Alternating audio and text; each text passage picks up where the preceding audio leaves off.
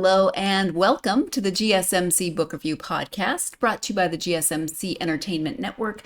I am your host, Sarah. I am happy to be with you for the second time this week. That is 2 weeks in a row. We've had 2 episodes, which is fun, getting to bring you extra interviews for the last couple of weeks. I enjoy that. As we get started, I do want to start the way I always start, which is to remind you to please like, follow, subscribe on whatever platform you are listening to or watching this episode on. That really does help the algorithm. Also, if you'd like to support the network and the podcast in another way, you can do so by going to gsmcpodcast.info. You see that in the video next to me. There you can leave a tip or a donation. If you would like, in addition to that tip or donation, you can leave a question or comment. I'm happy to engage with any questions, comments, etc. that come in. I would do so at the beginning of the next episode after I receive those questions. But again, you don't have to do that. And if you would like to support this podcast in a different way, you can go to gsmcpodcast.info and leave a tip or a donation. But as always, any support that you give is always greatly appreciated, always has been, and I really, really appreciate the support that you've given me and this podcast and the entire network over the years. As we get started, how's your week been? It's Friday. TGIF, if you've got some time off coming. If you work all weekend, maybe not TGIF, but how's your week been? Mine was pretty good. The heat finally hit here a little bit the last couple of days. Still not as hot as temperatures I am seeing in the US, but considering the lack of prevalence of AC or aircon as they call it here, and ice, oh man, do I miss ice. It does feel a little warmer than it has, but still not too bad. We did our usual 6-mile walk this morning, ran some errands, did some things that needed to be done, and that was nice. Left the dogs at home because it was a little warm for them, and they're getting up there in age. They don't need to be doing walks in the heat as much. We go in the morning, so the pavement's not hot. We don't want their little paws burning, but even this morning it was starting to get hot just for a long walk for them. So they got to stay home and snuggle, which is what they love to do. They think that the bedroom, they have multiple beds in the house that are theirs, but of course our bed is like Disneyland to them. I don't know why. So they spent their morning in their favorite place, which made everyone happy. But that is what we did. Yesterday was my, I call her my penultimate niece. My aunt says I call her that because I just like to say penultimate, which is true, but it's also true that she is my next to last niece. The one that just graduated in June, she is adopted. Yesterday was her gotcha day, so I got to celebrate that 18 years of being the auntie to a wonderful, wonderful young woman that I am very blessed to know and to be her auntie. So got to celebrate her coming into our lives 18 years ago yesterday, and that's been the highlights of the week, I guess. So let's talk about books. I mentioned at the end of the last episode that we're switching to historical fiction this week. This week's book is Wages of Empire. The author is Michael J. Cooper. This is, as I said, historical fiction. We are looking at World War I, especially right at the very beginning of World War I. Let me give you the description of the book. In the summer of 1914, 16-year-old Evan Sinclair leaves home to join the Great War for Civilization. Little does he know that despite the war raging in Europe, the true source of conflict will emerge in Ottoman Palestine, since it's from Jerusalem where the German Kaiser dreams to rule as Holy Roman Emperor. Filled with such historical figures as Gertrude Bell, T.E. Lawrence, Winston Churchill, Faisal bin Hussein, and Chaim Weizmann, Wages of Empire follows Evan through the killing fields of the Western Front, where he will help turn the tide of a war that is just beginning and become part of a story that never ends. And again, that is the description of Wages of Empire. Michael J. Cooper is the author. You know that I love historical fiction, and we've done a lot of World War II historical books on the podcast. That's been really popular for the last couple of years, those World War II historical fiction books, and it's been a lot of fun to do that. But this I thought was really interesting to is to go back and see the beginnings of World War One, because of course there's so much of the beginnings of World War One that helped pave the way or cause those dominoes, or however you want to look at it, to the beginnings of World War II and some of those historical fiction books that we have had authors on for the podcast. And so for me, this was a really great way to learn more about that. And we talk about I talk a little bit about my experience of learning about World War One in the interview with Michael, but we read in high school All Quiet on the Western Front. I should probably reread that book as an adult because I hated it in high school, but I can't remember anything about it now. So I can't tell you why I hated it. But this, I thought, in terms of, I love historical fiction novels as ways of accessing history that aren't history textbooks. Not everyone likes history textbooks, and then they don't like history because history textbooks can be so dry. This book really personalizes the beginnings of World War One. You've got you heard that list of historical figures when I read the description. You've got a lot of historical figures, and then there's other fictional characters in the story as well. For instance, Evan Sinclair, who is the main protagonist, although we have a lot of different viewpoints within the book. But Evan is 16 at the beginning of the book, 17, leaves home, wants to join the war, and we see a lot of the lived daily experiences of the war through his eyes, but then through all the other characters, especially some of those historical characters, however you want to look at that, the real people that have been fictionalized for this story. We see, we get some of their correspondence, we get actual words from those people, and we really get to see other perspectives of the war. So I like it. It is a large cast, and it can be a little tricky as you're starting the book and getting to know those characters, kind of keeping them straight in your brain, right? Because it's complicated. The origins of war are complicated. So keeping the cast of characters is also a little complicated, but it's really helpful, I think, to give you that picture and personalize, humanize those origins and the complexity of how World War One came about.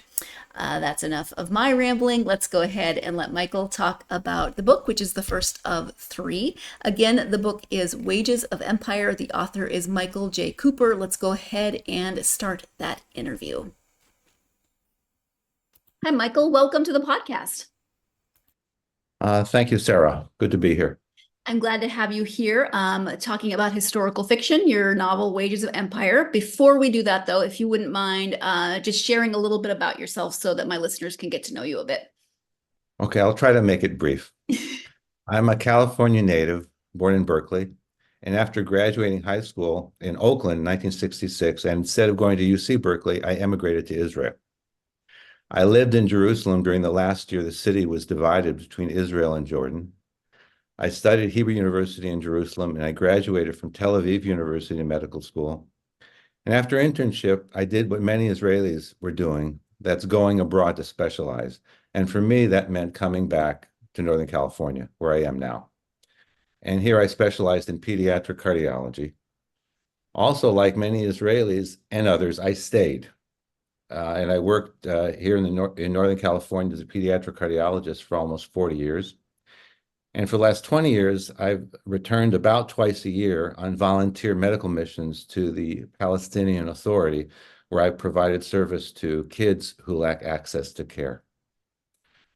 In regards to a little personal information, I live in Lafayette, which is in Northern California, with my wife. We have a delightful neurotic dog and a passive-aggressive cat who may be making an appearance, although right now they're sleeping off breakfast. We also have 3 adult children who occasionally drop by, and they might just do that. One of them might just do that during this recording.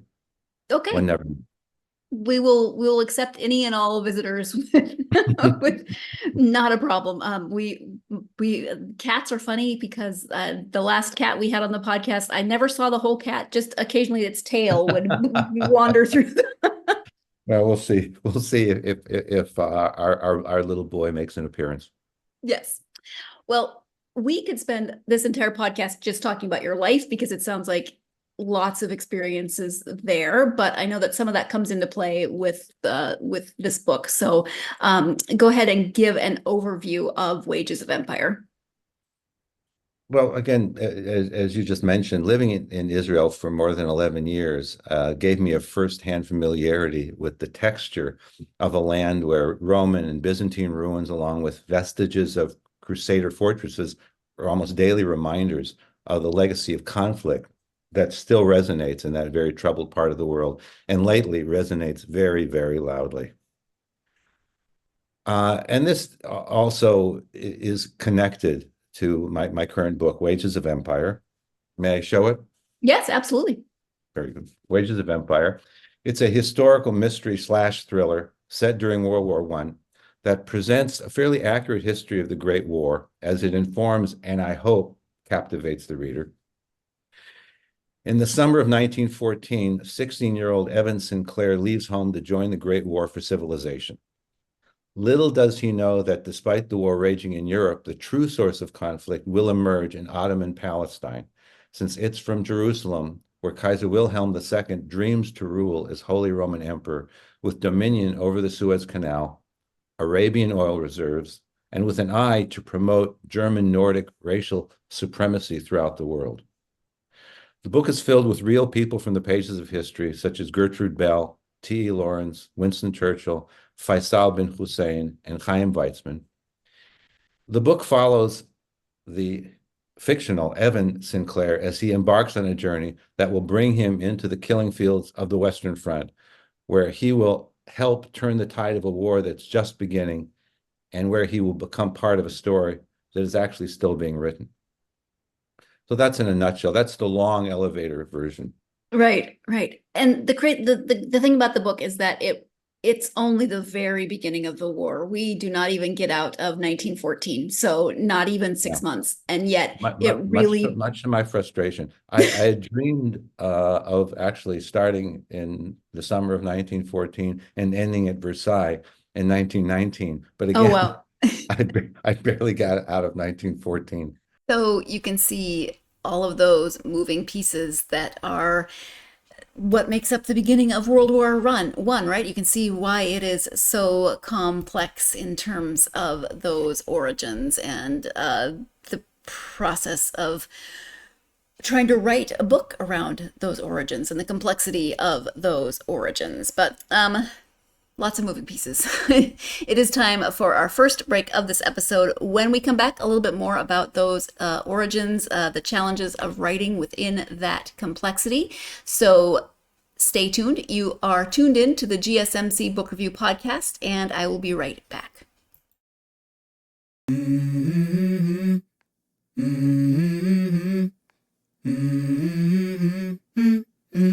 Let's go.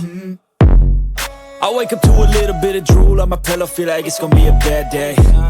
Yeah, I'm tired of shit, and the coffee ain't hit yet, damn, ain't that great. I don't wanna go to work, cause my boss is a jerk, and I'm not even that paid. I need a change in my life, cause I don't feel alive, and there's nothing that makes me happy. Hold my beer for a minute, I'm about to quit my job, cash in for a ticket. I'm going on a trip and I don't plan to visit. I'm gonna stay there till I feel like I'm winning, and this is just the beginning. I need a big change, help me feel like living. I need a big swing, home runs I'm hitting, and I'll never look back, moving on till I get it all. And we all got dreams, we all want things, but what you gonna do for it? How you gonna move for it? What you gonna be? And do you believe you can do anything? Welcome back to the GSMC Book Review Podcast and my conversation with author Michael J. Cooper. As we get into segment 2, I do want to remind you that another way you can support not only this podcast, but the entire network is to go to gsmcpodcast.info.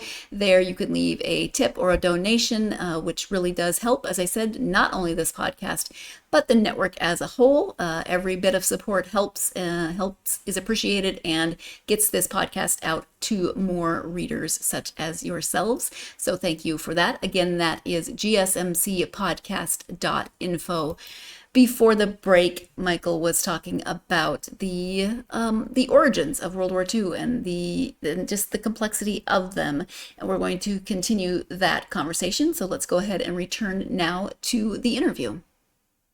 Well, and that's the thing. So I was thinking as I was reading this because I remember in high school, I think there was maybe a paragraph in it was social studies then, our social studies book about the beginning of World War I. And it said something along the lines of, Archduke Ferdinand was assassinated, and then there was the war, right? It was like a paragraph.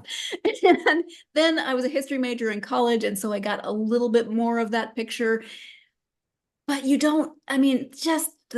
was a world war. And so trying to capture all of those pieces, those moving pieces. And I think you do a really good job. What were the challenges in trying to fit all of those pieces into a novel? Well, clearly, whenever you're dealing with details and a lot of historical facts, it really is a wonderful anesthetic for the reader. It really can put you to sleep. It Yeah. certainly will get you out of any interest in any type of a plot line.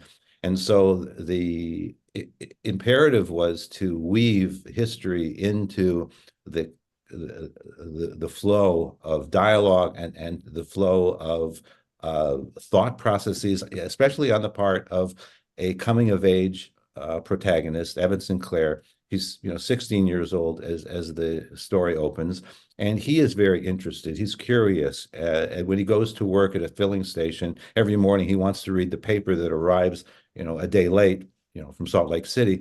But he's really interested, not just in the baseball scores, but also in what's going on, first in Mexico, for a while until that becomes a civil war, and then certainly the conflict in Europe. And it's interesting to introduce those little details into the world of a very curious and inquisitive and adventure-seeking 16-year-old young man, because that allows, I think, the details of history, especially as the domino pieces are falling in European capitals, in order to bring within 1 week 7 countries into this conflict, is actually thrilling. And so, in order to put it into that type of a really vibrant context, I chose to weave it in to his becoming aware in that manner, and ultimately, being drawn into it. Yeah. And we as the reader can really see the war through Evan's eyes as he starts out thinking it's going to be kind of this adventure. It's something he feels like he needs to do. And then the realities, of course, of war. But it's not only told from Evan's point of view. There's multiple points of view. So what were the challenges to writing so many threads? Yeah. Well, indeed, when you are using different characters, especially historical characters, especially in a historical timeline, you have a wonderful scaffolding of detail that you can play within. And that scaffolding obviously has to be filled with characters who have some type of depth. And so the challenge was, and I hope I met the challenge. I have some, very good reviews, and and some people perhaps might be put off by the fact there are multiple characters here who have some depth to one degree or another that I've really tried to create, so that people will actually care about all the characters, including the villain of the piece, Kaiser Wilhelm II himself, who's a wonderful and neurotic and fascinating historical character. The challenge was, again, to weave that detail into the scaffolding of the historical context, and to make it vibrant and to make it edgy, because when you're dealing with a evolving crisis like the Great War became, you really want to feel some of the angst and some of the anxiety and some of the fear of the people who are going through that, just like we're going through a time of great uncertainty and great anxiety. and great fearfulness right now with wars in various places in the globe and with domestic unrest here at home. So it's that sense of anxiety um, and focus and the complete ignorance of what's going to happen that has to come into this type of a story where we know what happened generally with some of these characters and with the events of that world. And again, the challenge here is to bring that immediacy into the reader's world as well. Yeah. What does character development look like for you as an author when you're writing both fictional and historic figures? Are there different ways to approach the two types? Basically, I address the historical and the fictional characters with the same type of care and the same type of attention. With the historical characters, I have the advantage, obviously, of their histories and of their words. Some of the historical characters, such as Kaiser Wilhelm, such as T.E. Lawrence, such as Gertrude Bell, were absolutely voluminous speakers and or writers, letter writers in particular. And so there's so much of a primary source in them, in their own words. And I frankly use a lot of their passages.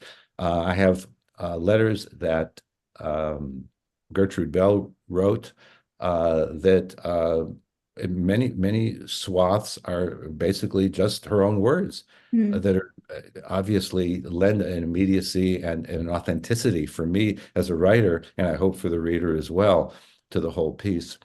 And so it's just a question really of really both for the historical as well as the fictional characters, just giving them real issues and real feelings that I hope that come across on the page. This is a bit of an aside, but you mentioned Gertrude Bell and her letters, and there's a scene early on when Evan's father, Clive, uses one of Gertrude's letters as just to start a fire, and I was like, "Stop that! You don't letters." He did. Well, there you go. So you didn't realize, how valuable that might be on auction. Right. Yeah. Years later. I know he's a fictional character, so the letter didn't actually exist, but I was like, hey, don't do that. Anyway, I can only imagine the amounts of research that you did for this book. How do you manage that and then condense it? Manage the research? Come again? Oh, the research. How do you just kind of manage all of it, because there's so much information, and then funnel it into a book? Yeah. Well, and again, I love the expression funneling it into a book, because indeed it really has to be distilled, and it has to be a process that I hope and generally appears seamless, because the last thing anybody wants is an info dump and a complete distancing, an immediate distancing, as somebody reading it is feeling that they're attending a lecture that they're not particularly interested in. So obviously the importance of weaving the characters, fictional and or historical, into the fabric of what's going on is imperative. And I don't know if I answered your question, though. Well, I mean, for you personally, do you have the research system, yes. or you just kind of how it works for you? Yeah, very good. Yeah, so for me, there was just a huge volume, and to a degree, when it comes to Jerusalem, or it comes to certain areas in the world, I have a firsthand familiarity that is very authentic for me. And since I came to Israel in 1966, it was only 18 years after the 1948 war, and there were areas along the border between Jordan and Israel, specifically where I lived for a few years, where I was within just a few meters of the border, And between Israel and Jordan, that armistice area had wide no man's lands. And when you're, 16, 17, 18 years old, you want to explore those. And I did. And so when you go into those quiet lakes of a place where history basically has been suspended, because nothing was built there, it was basically illegal to go there. So I got a real sense of the world as it existed prior to 1966, and indeed at 1948, and even before that, because both between the British as well as the Ottomans, that was sort of the backwaters of their empires. Be that as it may, when it comes to research, there's obviously, apart from the firsthand experience, which is important, there's also, of course, the reading. And obviously, a lot of my recreational reading was supplanted by reading histories, reading biographies, reading collected letters of some of the main historical characters to really get a sense of them. And that was actually a pleasure, because so much of the evolution of the story that happens in Wages of Empire and will continue parenthetically in the next book, which is coming out in a few months, Crossroads of Empire. So much of this history just basically emerged from the different twists of what they were experiencing and what they were saying. And so again, I hope it reads very authentically, because it felt that way. And I have a very good critique group that was always watchful for any tendency on my part to become didactic and dumping. And so those episodes where I may have tended to just want to share too much of this fascinating history, they were always watchful and helpful in helping me excise, or at least, make them more subtle in their presentation. Oh my goodness. Historical fiction, so much research. I love to talk to listen to authors talk about research and the rabbit holes that they can go down. But I know that if I were to try to write historical fiction, I would want to include everything that I learned about everything. I would not be good. So it's good to have a critique group. It's good to have people who can rein you in, I suppose, when I would need that. I would need somebody to tell me to get a grip when it comes to research. We're going to go ahead and take our second break of this episode. When we come back, Michael will be talking about what he hopes readers might take away from this book and the series as a whole. You are tuned into the GSMC Book Review podcast, and I will be right back.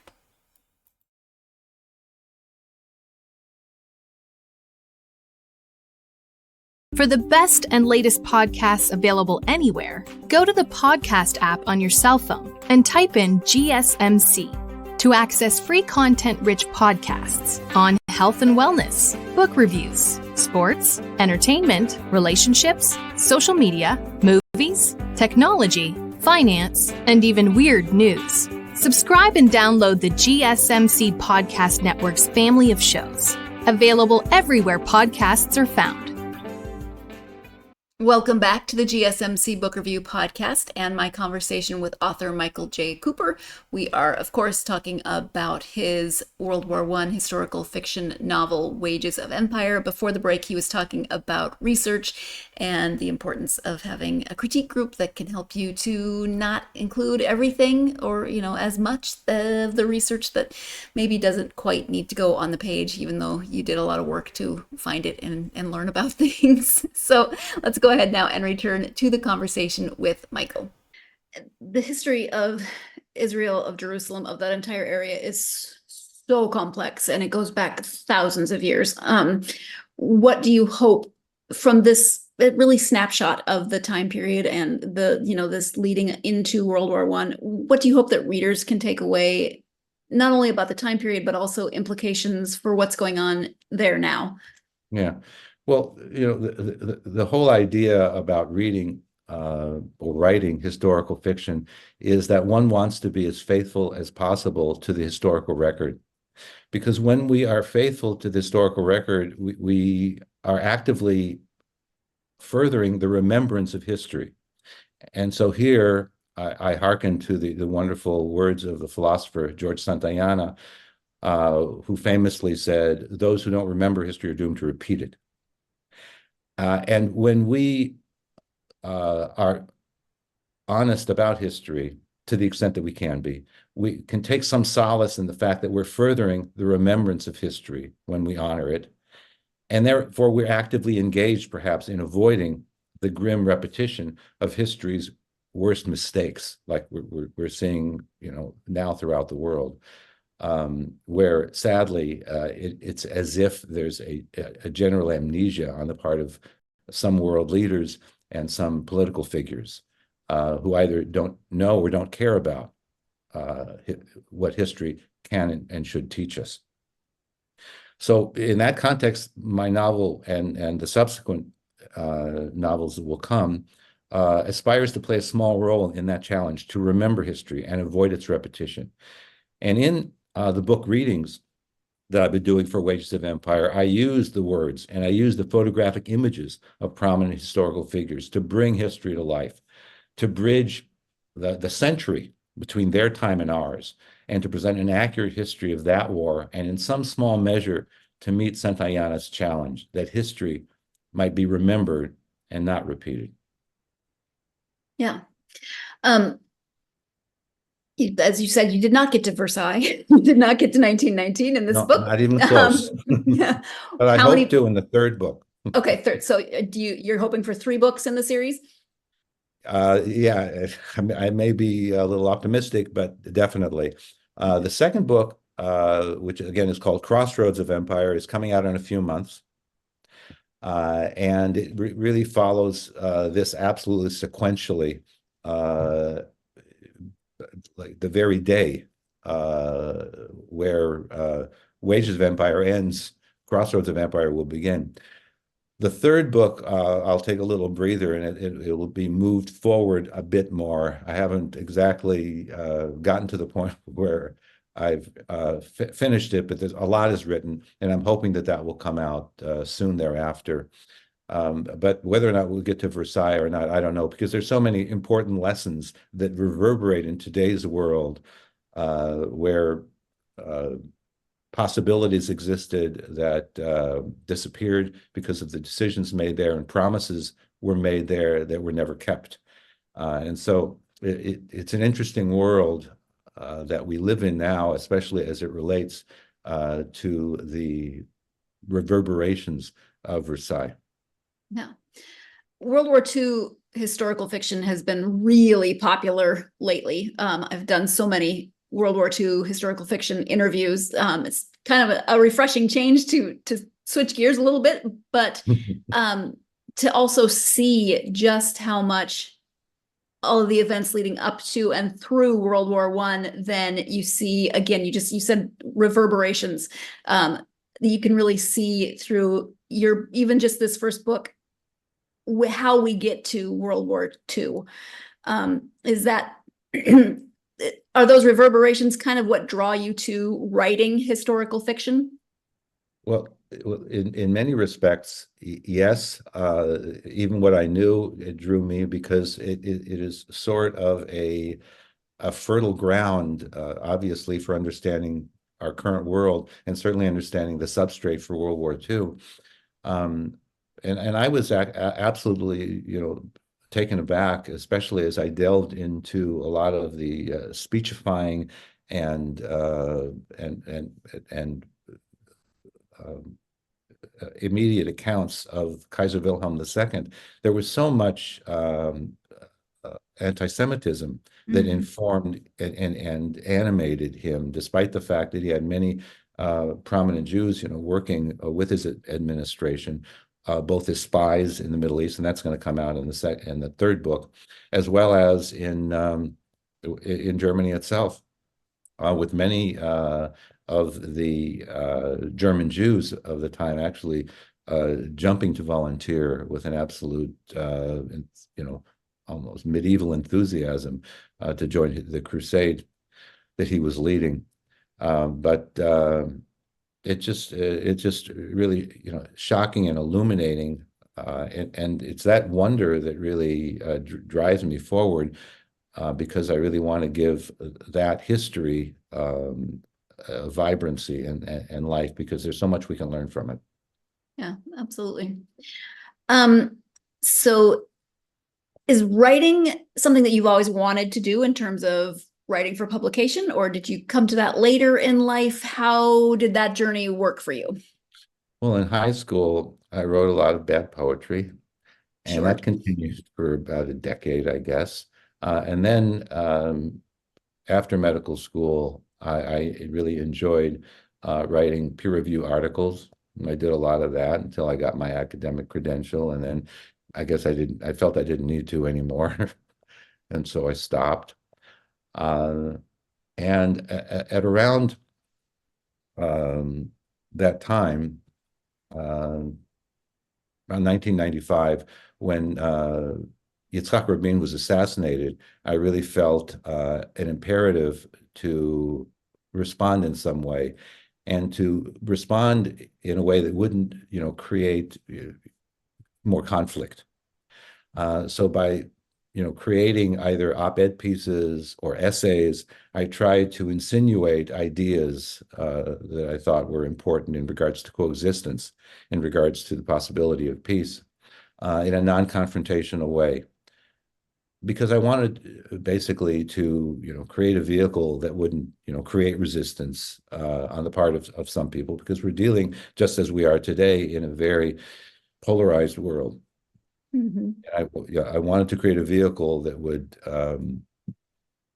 allow people on both sides of the divide to be able to appreciate a story, a good story, whatever, for whatever that's worth, as long as the ideas were insinuated therein. And I think to that degree, I've succeeded, because I have a lot of very right-wing Israeli relatives who they've read, like the first book that appeared, Foxes in the Vineyard, in 2011,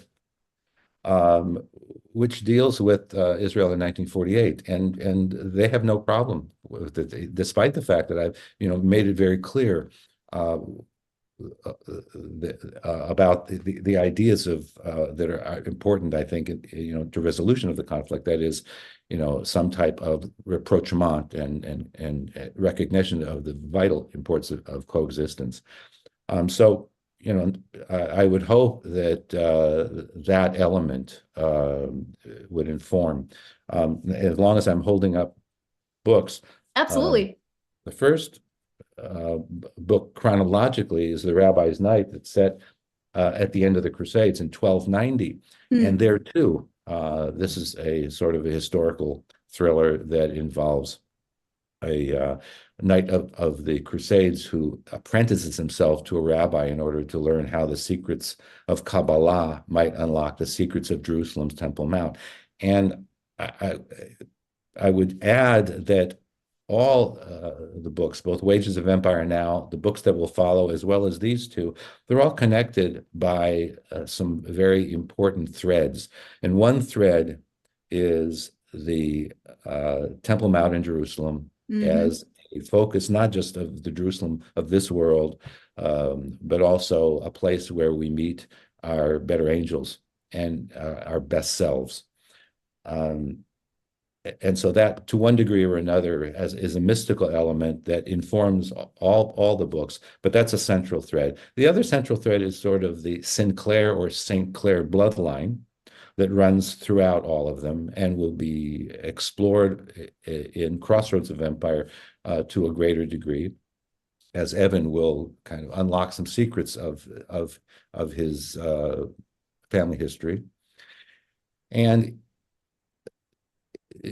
that interconnectedness of all the books, again, is fun for me, because it allows me to revisit characters, whether or not the medieval or mid 20th century, that all have something to do with one another.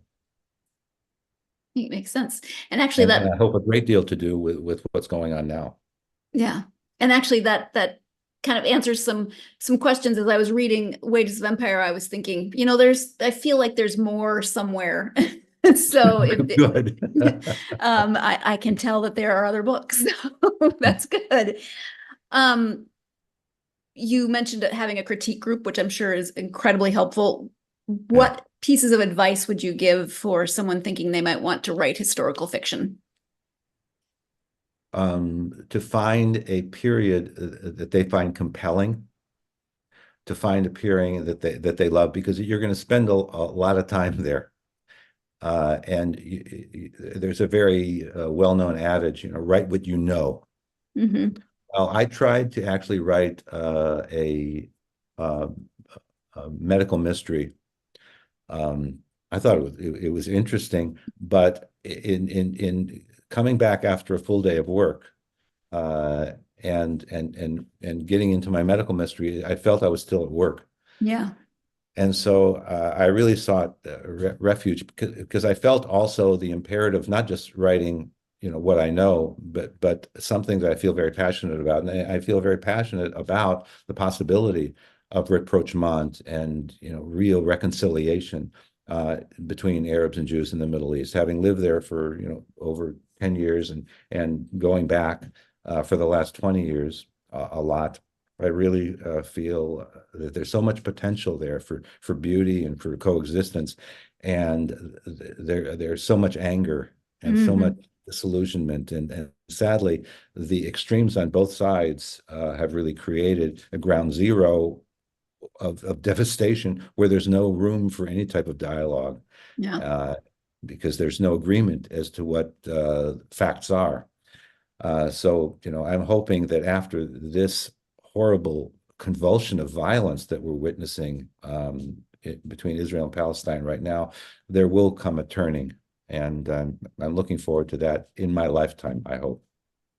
I hope so as But well. in regards to advice, though, it's very important, I think, to find a period that you love, because again, it's one thing to write what you know, but it's another thing to write what you love, because you're going to be immersed in the research, and if you really hate it, you're not going to really want to really be there much, and so that's really important. And again, the importance of critique group is vital, because it's one thing to bounce things off your siblings or your significant other. It can also threaten a relationship. And so, in the beginning, when I was first starting to write, before I had a critique group, I would, write a draft and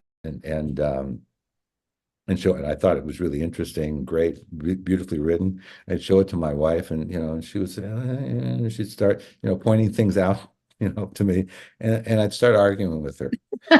And it's fine to have a conversation, but the argument would sometimes continue, and I'd be waking her up at 3 a.m. to again continue the conversation. And Right. I don't know, she didn't appreciate it. I don't know. Can't imagine why. It can save a lot of relationships, and I think the value that you get from people who you're critiquing honestly and compassionately and lovingly, and people who are critiquing you, when there's that trust, because finding a good critique group is not easy, but I think it's really vital, because you have a space where you can be as honest as you want and you should be about their work, and they can and should be as honest with yours toward you. And so it really is, I think, a very good interface. Now, I've come back having again thought I aced a great chapter, and you used to do it like week by week, chapter by chapter. And for whatever reason, they would say, "Oh, this doesn't work for me." This, I don't think they said it sucks, but basically, it was devastating sometimes, and I'd go back like totally depressed. But then after 24, 48 hours, and after I really looked at the comments, you really see the value of that very honest critique, because they have nothing to gain from BSing you. Right. And you can change things, and not just delete some adverbs, but you can actually really change what the character does. And there were points in my story where I maybe extended Evan in a direction that wasn't particularly helpful, and I didn't feel totally comfortable with to begin with. But I again invested so much in writing it. You want to keep it. Yeah. Yeah. But these are the kinds of darlings that you have to, if not kill, then put into protective custody and maybe use them later. Well, and that's the thing. You're so close to it, and it's a passion project. You don't, it's harder for you to see those things, whereas somebody who's outside can look in and Oh, yeah. say, you should maybe rethink this. Yeah. So I think for me, it's been an absolutely invaluable part of the process. Yeah, absolutely. Recommended. Trying to decide where else in my life I could benefit from critique groups, and it's probably a lot of places. Yeah, critiques are good, especially when they're done in helpful ways. I mean, it's obviously not always easy to hear when people say, maybe you should do this a little different, or have you thought about this, especially when you've worked really hard on something. But yeah, I think we could all probably benefit from critique groups in a lot of different areas of our lives. So with that philosophical thought, I will let you go into this next break. When we come back, we will be talking about what Michael is reading when he's not necessarily reading for research. You are tuned into the GSMC Book Review Podcast, and I will be right back.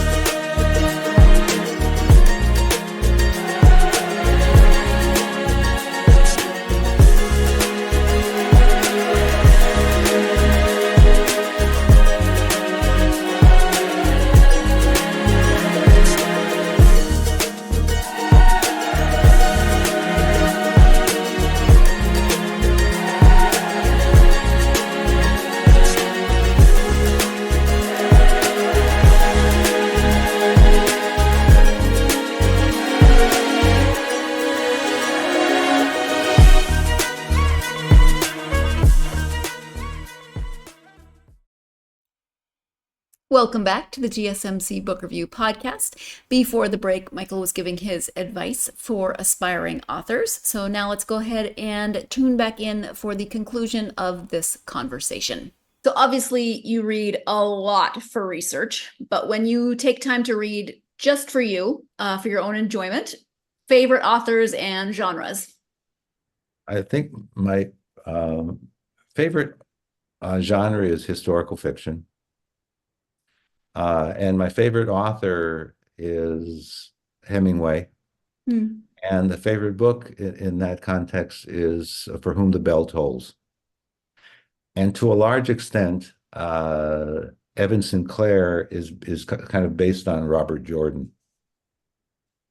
That's the character to a large degree. I do try to read some more contemporary stuff. And a couple of authors that come to mind are Andrew Kaplan, who wrote the Homeland novels, and so and I actually also met him. So it was a pleasure having already read some of his stuff and meeting him. He had a similar sort of biography. He served in the U.S. Army as well as the Israeli Army when he was a young man. He also attended Tel Aviv University, which I did at around the same time. So I felt a certain camaraderie with him, with Andrew Kaplan, and also Matt Coyle and his Rick Cahill novels. I find relaxing. So that's sort of, but generally what I'm reading, they're piled next to my bed is, and everybody has those piles, are books basically related to the time period. And so I have an interesting book about the first armored vehicles that were kind of, the first like tanks that were used in desert warfare. And I also have, of course, the collected letters of T.E. Lawrence there as well. So, I'm always, looking at those because, again, based on hearing his voice, and also Gertrude Bell's voice and Winston Churchill's voice, you really get a sense of those wonderful historical characters, and actually Chaim Weizmann's voice as well. I also have his autobiography, and so it really gives you a wonderful first, a good primary source bit of material. Sure. Yeah. So a lot of reading that goes on with that, and again, it's also research. Right. Yeah. Exactly. A lot of, but a different type of research, like, not sure exactly what I was trying to say there, so never mind. Well, There was, but it definitely is research. But again, it always, brings little aspects of the story. I don't know if this anecdote appears in Wages of Empire, but when Evan's father, Clive, is at Whitehall, it's actually in Crossroads of Empire. I hope this isn't a terrible spoiler, but I guess you've been alerted. There's this amazing character who was actually the first director of the British Secret Service, who is known as the letter C, and he always wrote it in green ink. okay. C. And he had lost his lower leg in a terrible motor accident in France, and so he had a wooden leg. And so when he was interviewing potential agents for the Secret Service, he would, be engaging them in conversation, and suddenly he would take out a penknife and jab himself in the wooden leg and watch their response, because if they flinched, then the interview was over, because they had failed the flinch test. Wow. He needed his agents to be unruffled. Anyway, so I mean, it's little details like this that jump out at you. Absolutely. And I was really gratified that my critique group allowed this to remain in the book. Yeah, that's a good story. I would have failed the flinch test. I'm sure I would have failed the flinch test. Me too. If people want to learn more about you and your books, if you can share your website as well as any social media that you're active on. Okay, well, I'm uncomfortable in social media. I am on Facebook, but I don't enjoy it, I must Sure. say. And I am also on Instagram, and all these links are, of course, on my website, which is michaeljcooper.net, I think. Is that my website? I think so. Let me see. I don't really see what it is. I believe that's it. Okay, we'll double check. Yeah. But that's ultimately that's a good conduit. Okay, perfect. Michael, we've talked about a few different things, but is there anything that we have not touched on or covered that you wanted to make sure you highlighted?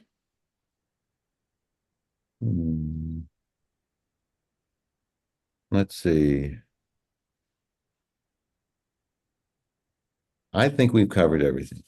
Okay, Thank you. perfect. Well, thank you so much for taking the time out of your day and your weekend to talk to me about Wages of Empire and the rest of the series. I really appreciate it.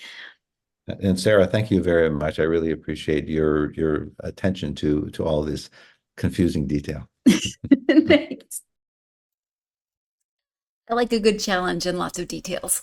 So that was no problem. Thank you again to Michael for joining me to talk about this first book, Wages of Empire. I am looking forward to the second and third books of the trilogy, seeing how things progress for Evan, but also learning as I go more about World War I to supplement the knowledge that I already have, personalize it a little bit more, etc. So if you're a fan of historical fiction, maybe you have been reading a lot of World War II books and you want to turn your attention to World War I, maybe you're just a fan of historical fiction in general. Maybe you are interested in specific World War I history. This might be a book for you. Maybe you have a reader who is wanting to learn more about this time period, etc. There's all kinds of reasons to look into getting Michael's books, and also then books, as I said, with that that plural, because I love that all of his books have those common threads running through them, and it kind of makes my brain happy that I thought I was picking up on those common threads, that there was other things happening in the background. And it's nice to know that I'm probably crazy, but I wasn't completely crazy in this case. It's always good to have that confirmation. But like I said, if you're a fan of historical fiction, then I highly recommend checking out this book, and then of course the following books, and learning a little bit more about this time period in history. So thank you again to Michael. I hope that you will join me for my next interview. And we had a break. We had 2 books. We went to young adult and then historical fiction, and we're going right back to suspense for this next interview. So I am looking forward to talking to author Jeff Hoffman. We are talking about his book, Like It Never Happened.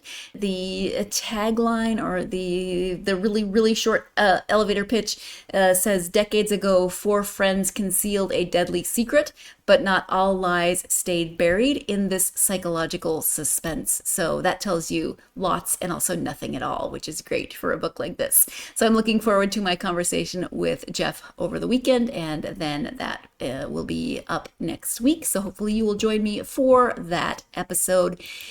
In the meantime, if you are a fan of this podcast and you have not done so already, please do like, follow, and subscribe on whatever platform you are either listening to or watching this episode on. Again, that really does help the algorithm. Also, please leave a positive review. That helps a lot. It can be as complicated or as brief as you want to make it. Everything helps in terms of support and the algorithm. Also, you can follow the podcast on social media. You can find it on Facebook, X, Instagram, and TikTok. And again, I love hearing from you. So if you want to find the podcast on social media, follow it and, interact with some of the posts, leave me messages, tell me what you're reading. Help me to, just help me. I'm nosy and I want to know what you're reading. So come find me, the podcast and me on social media. I hope you've had a great week. It's Friday. I hope you've got something really fun planned for the weekend, regardless of those plans, whether you are staying inside with the AC, whether you're getting outside into nature. I hope that your weekend gives you plenty of time to get yourself lost in a good book. Thank you so much, and talk to you next time. Mm-hmm. Mm-hmm. Mm-hmm. Let's go. I wake up to a little bit of drool on my pillow, feel like it's gonna be a bad day. Yeah, I'm tired of shit, and the coffee ain't hit yet, damn, ain't that great. I don't wanna go to